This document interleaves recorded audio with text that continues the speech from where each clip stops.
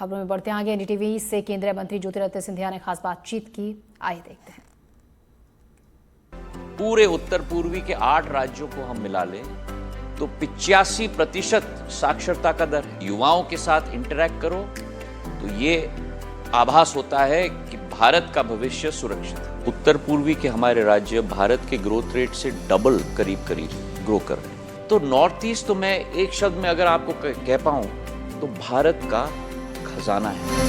नमस्कार, इस खास पेशकश में आपका स्वागत है। मैं हूं अखिलेश शर्मा। दिल्ली में एक बड़ी राइजिंग नॉर्थ ईस्ट समिट हुई है। 4 लाख करोड़ रुपए से भी अधिक का निवेश पूर्वोत्तर राज्यों के विकास के लिए कमिट किया गया है। इसी पर बातचीत करने के लिए हमारे साथ केंद्रीय मंत्री ज्योतिरादित्य सिंधिया जी हैं। सिंधिया जी, बहुत बहुत स्वागत है आपका एनडीटीवी इंडिया पर। बहुत बहुत धन्यवाद अखिलेश जी, और आपके साथ रहने का अवसर प्रदान होता है तो मैं अपना सौभाग्य मानता हूँ। बहुत बहुत धन्यवाद आपका। एक बड़ा अचीवमेंट माना जाएगा वो पूर्वोत्तर राज्य जो विकास की इस दौड़ में काफ़ी पीछे छूट गए थे। 4 लाख करोड़ रुपए की अमाउंट, उसका कमिटमेंट करना देश के शीर्ष उद्योगपतियों के द्वारा, केवल देश के नहीं बल्कि विदेशों से भी, और जो पूरी मेहनत इसके लिए आयोजन के लिए की गई, किस तरह से ये हुआ है फलीभूत, और आगे ये जो 4 लाख करोड़ आया है ये किस तरह से इन्वेस्टमेंट किया जाएगा? देखिए, प्रधानमंत्री जी का संकल्प है कि भारत के विकास की कहानी में पूर्वोत्तर राज्य एक महत्वपूर्ण योगदान नहीं, भारत की विकास की कहानी में हमारे उत्तर पूर्वी के राज्य नेतृत्व करेंगे। और प्रधानमंत्री जी के संकल्प के आधार पर पिछले वर्षों में 10 वर्षों में जो निवेश किया गया, जो अधोसंरचना तैयार की गई, जो एक नींव जैसे हम कहेंगे वो बसाई गई है, उसके आधार पर अगर मैं आपको आंकड़ों के आधार पर समझा पाऊँ, जहाँ विश्व की प्रगति की गति 2.5 से 3.25% तक सीमित है, वहीं भारत की गति 6.25 से 7.5% तक बढ़ती है। मतलब भारत की गति विश्व की 3 गुना ज़्यादा है। और उत्तर पूर्व क्षेत्र में एक राज्य नहीं, 4 राज्य नहीं, 7 राज्य नहीं, 8 के 8 राज्य पिछले 10 वर्षों में 12 से 13% की गति से बढ़ रहे हैं। मतलब भारत की गति से करीब 2 गुना और विश्व की गति से करीब 5.5 गुना।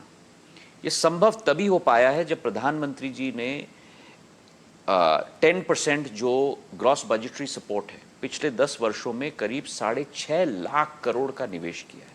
और ये आप देखते हैं हाईवेज के क्षेत्र में, जहां 65 वर्षों में 10,000 किलोमीटर बने थे, 10 वर्षों में 6,000 अतिरिक्त बने। वाटरवेज के क्षेत्र में जहां एक वाटरवे था, आज 20 वाटरवे हैं।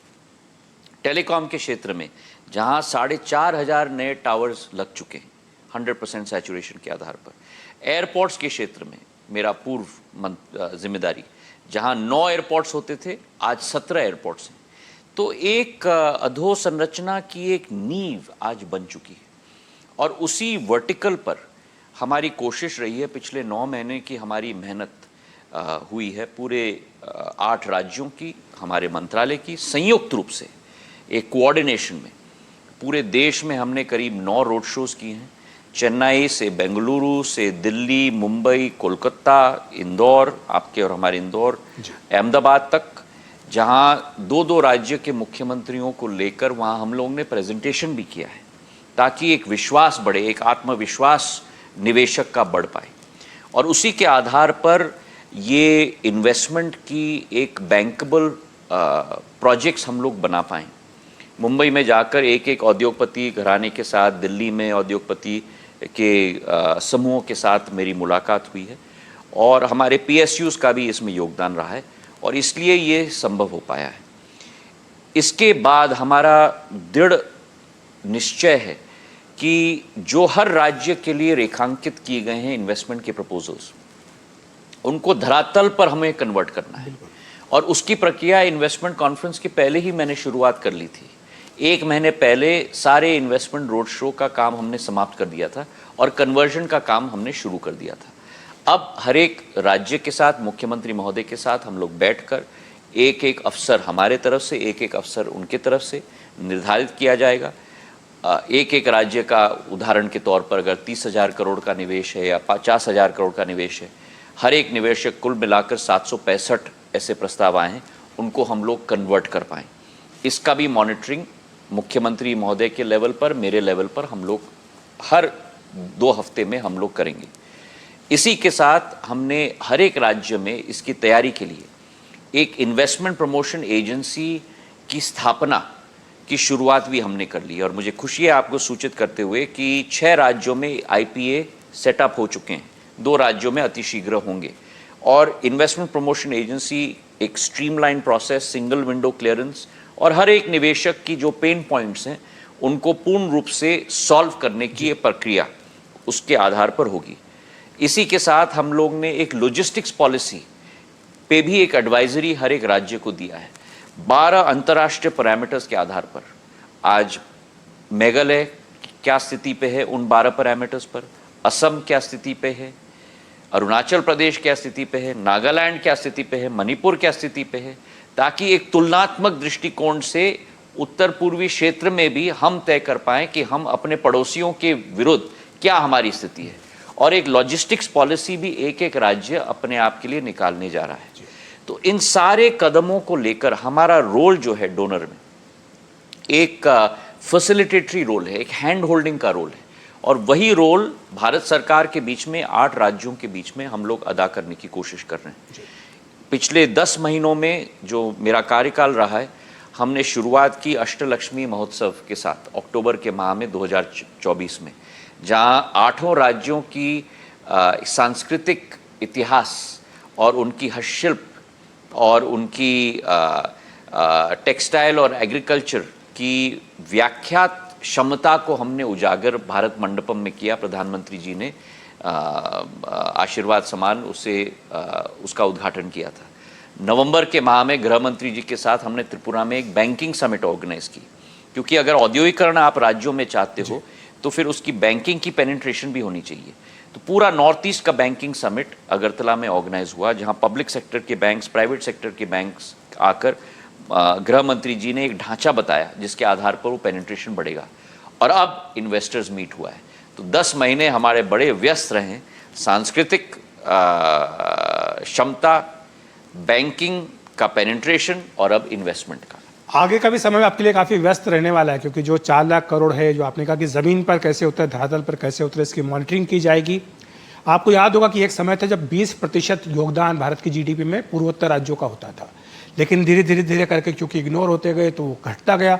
आपको लगता है कि ये समिट और जो कदम उठाए गए हैं पिछले 10 साल में मोदी सरकार द्वारा, पिछले 10 महीने में आपके द्वारा, उससे ये दायरा जो है बढ़ेगा, योगदान बढ़ेगा? जरूर बढ़ेगा। जब मैं आपको कह रहा हूं कि उत्तर पूर्वी के हमारे राज्य भारत के ग्रोथ रेट से डबल करीब ग्रो कर रहे हैं। अब ये जो इन्वेस्टमेंट बुक हमने बनाया है, इसमें उदाहरण के तौर पे मैं आपको बताऊं, उत्तर पूर्वी राज्यों की हाइड्रो पावर की क्षमता करीब, क्योंकि मैं पूर्व में ऊर्जा मंत्री भी रहा हूं भारत सरकार में, 60,000 मेगावाट से 1 लाख मेगावाट की क्षमता है। आज उत्पादन कितना हो रहा है? केवल 2,500 मेगावाट। तो आप सोचिए क्षमता हमारी कितनी है। और इस इन्वेस्टमेंट बुक में हाइड्रो पावर का भी बहुत महत्वपूर्ण योगदान है, प्राइवेट सेक्टर से भी, पब्लिक सेक्टर से भी जी। तो करीब 8 से 9,000 मेगावाट की प्रपोजल्स भी इसमें आए हैं। तो कितना निवेश जाएगा। इसी के साथ जहां मैं कैपिटल इंटेंसिव सेक्टर्स की बात कर रहा हूं, वहीं लेबर इंटेंसिव सेक्टर्स भी हैं इस इन्वेस्टमेंट बुक में, चाहे वो एग्रीकल्चर हो, हॉर्टिकल्चर हो, फ्लोरिकल्चर हो। जो ऊद आपको परफ्यूम में मिलता है, जो अगरबत्ती में जाता है, वो आगरवुड हमारे त्रिपुरा और आसाम से ही आता है। और आज जब इंडोनेशिया का प्रोडक्शन नीचे जा रहा है, हम लोग ने यहाँ के साइट्रस का जो कोटा है उसको ट्रिपल हमने कर दिया है। और आगरवुड की अपार क्षमता है, पाम ऑयल की अपार क्षमता है, बैम्बू की अपार क्षमता है। 22% भारत की रबर प्रोडक्शन नॉर्थ ईस्ट से है।